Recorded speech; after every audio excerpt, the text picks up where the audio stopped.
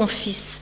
Il lui transmet son patrimoine tout en ayant le souci infini de préserver aussi sa liberté, en mettant devant lui deux alternatives, la vie et la mort, la bénédiction et la malédiction.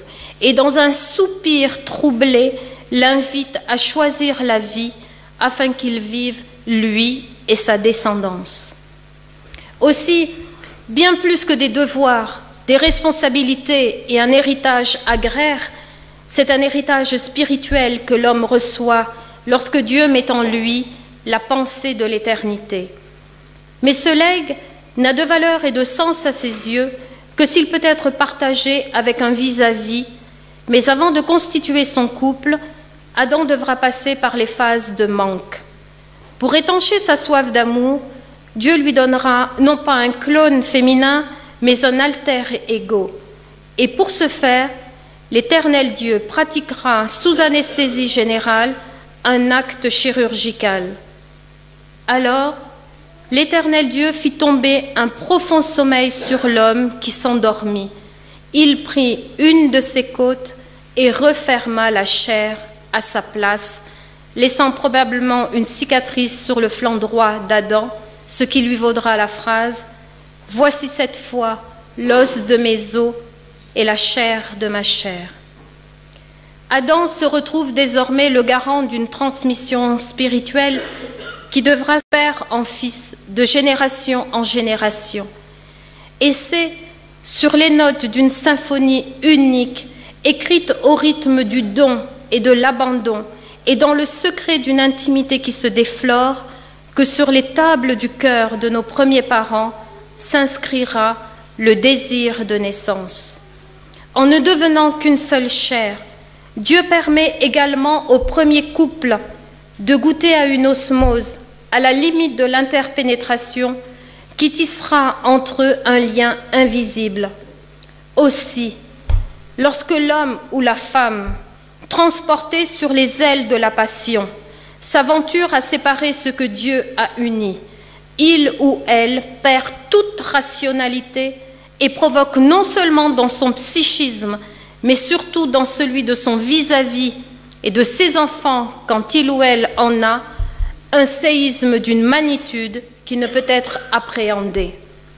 Tout récemment, 2 de mes collègues, 2 mamans, ont perdu leurs fils respectifs, âgés de 29 et 38 ans. La mort leur a été préférable au rejet et à l'abandon. Le plus jeune, imitant son père, s'est pendu et l'autre s'est laissé mourir. Il y a bien longtemps, une enfant de 12 ans m'a confié ceci. Un jour, je vais me marier et je ne divorcerai jamais parce que je ne veux pas que mes enfants souffrent comme moi j'ai souffert. Alors, trouvez l'herbe du voisin ou de la voisine plus verte que la sienne et il restera toujours un mirage, une illusion d'optique. L'homme connut Ève, sa femme, elle devint enceinte. Aujourd'hui, la grossesse est largement expliquée dans les manuels scolaires, photos en 3D à l'appui, et rares sont les jeunes filles qui ne sont pas au fait de ces choses-là. Mais imaginez ce qu'Ève a pu ressentir à l'apparition des élancements du premier flux menstruel. Jusque-là, le sang répandu était synonyme de mort, lié à la culpabilité. Il y a de fortes chances qu'elle ait cru mourir à son tour.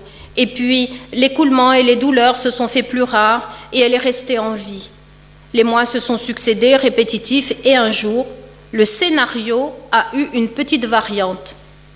Mesdames? Des nausées. On suit l'histoire, ça va? L'Éternel lui avait prédit une grossesse pénible et la délivrance sera d'autant plus attendue avec impatience et elle accoucha de Caïn. Alors, on va revenir un petit peu à l'histoire. Genèse 4. L'homme connut Ève, sa femme, elle devint enceinte et accoucha de Caïn. Une question se pose. Où est Adam? Celui qui s'était écrié « Voici l'os de mes os, la chair de ma chair », s'est évaporé dans la nature. La lune de miel n'est plus qu'un lointain souvenir. Le péché est passé par là. La symphonie nuptiale s'est terminée sur une fausse note. Sa femme et lui ne vibrent plus au même diapason et c'est sur un tempo de discorde qu'ils valsent désormais.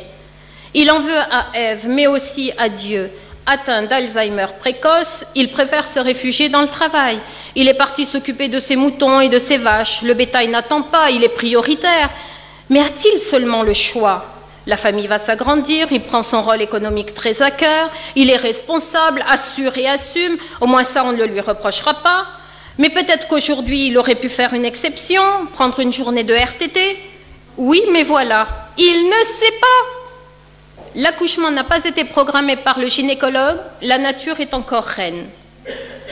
Ève est prisonnière des douleurs de l'enfantement. Elle a peur, elle panique, elle s'affole, elle doute d'y parvenir seule. Elle appelle, crie, hurle, pleure. À ce moment crucial, décisif de sa vie, de leur vie, elle va mettre le premier enfant, leur premier enfant au monde et toujours pas d'Adam à l'horizon.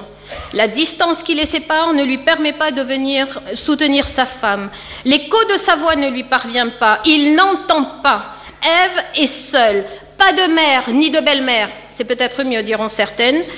Pas de sage-femme non plus pour lui dire « Respirez, madame, soufflez !» Pas de péridurale. Personne pour lui expliquer qu'elle est à 4 cm de dilatation et qu'il lui faut atteindre 10. Désespérément seule, elle a mal, mal comme ce n'est pas possible. La douleur est aiguë, nouvelle et ne ressemble à aucune autre. Les contractions sont de plus en plus intenses, de plus en plus rapprochées. Ça veut donc dire ça, c'est avec peine que tu accoucheras. Mais si le cœur d'Ève s'est rempli d'amertume à l'endroit de son époux et des circonstances de son absence, elle a vite réalisé qu'elle n'était pas seule. Et cette prise de conscience lui fait bénéficier d'une aide infiniment plus précieuse. C'est le Seigneur en personne qui va diriger les opérations.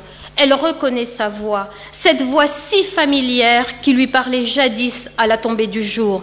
Elle reconnaît sa voix et son angoisse se distille. Guidée par les soins du divin obstétricien, Ève va trouver la position adéquate pour réceptionner son fils, son premier-né, dont le premier cri va déchirer le silence. C'est de joie qu'elle pleure à présent, ébahie, émerveillée d'avoir participé à créer un être humain. Elle avait bien observé les femelles aux mamelles pendantes et instinctivement, elle tend à son enfant un sein lourd du breuvage nourricier. Et c'est sans doute à cet instant précis d'apaisement, de paix intérieure, de plénitude extrême que ces mots ont jailli. J'ai mis au monde un homme avec l'aide de l'Éternel. En mettant Caïn au monde, Ève va non seulement découvrir toutes les joies inhérentes à la maternité, mais expérimenter aussi toutes les désillusions. Les enjeux sont énormes. Assurément, ce fils va réparer les fautes des parents. La mission est grande, pensez donc. Caïn n'a pas été conçu pour lui-même, non. Il a été programmé par ses parents pour leur permettre de retrouver leurs privilèges. Tout au long de sa grossesse, Ève a rêvé, idéalisé son bébé. Elle s'est nourrie de cet espoir et le petit être en devenir a baigné dans l'illusion. Son cœur de mère s'est enflé d'orgueil. Grâce à moi, le désir de naissance n'était pas louable. Savez-vous pourquoi le peintre Salvador Dali était un homme extravagant ?